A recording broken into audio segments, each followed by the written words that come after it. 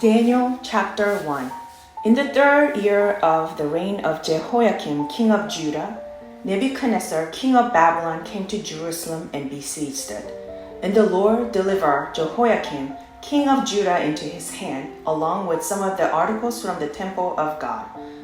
These he carried off to the temple of his God in Babylonia and put in the treasure house of his God. Then the king ordered Aspenaz, chief of his court officials, to bring into the king's service some of the Israelites from the royal family and the nobility, young men without any physical defect, handsome, showing aptitude for every kind of learning, well-informed, quick to understand, and qualified to serve in the king's palace. He was to teach them the language and literature of the Babylonians. The king assigned them a daily amount of food and wine from the king's table. They were to be trained for 3 years, and after that they were to enter the king's service. Among those who were chosen were some from Judah: Daniel, Hananiah, Mishael, and Azra. The chief official gave them new names. To Daniel the name Belteshazzar, to Hananiah Shadrach, to Mishael Meshach, and to Azra Abednego. But Daniel resolved not to defile himself with the royal food and wine, and he asked the chief official for permission not to defile himself this way. Now, God had caused the official to show favor and compassion to Daniel. But the official told Daniel, "I'm afraid of my lord the king, who has assigned your food and drink.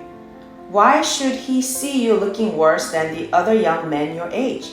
The king would then have my head because of you." Daniel then said to the guard, whom the chief official had appointed over Daniel, Hananiah, Mishael, and Azra, "Please test your servants for 10 days. Give us nothing but vegetables to eat and water to drink. Then compare our appearance to that of the young men who eat the royal food, and treat your servants in accordance with what you see." So he agreed to this and tested them for 10 days. At the end of the 10 days, they looked healthier and better nourished than any of the young men who ate the royal food. So the guard took away their choice food and the wine they were to drink and gave them vegetables instead. To these 4 young men, God gave knowledge and understanding of all kinds of literature and learning. And Daniel could understand visions and dreams of all kinds. At the end of the time set by the king to bring them into his service, the chief official presented them to Nebuchadnezzar.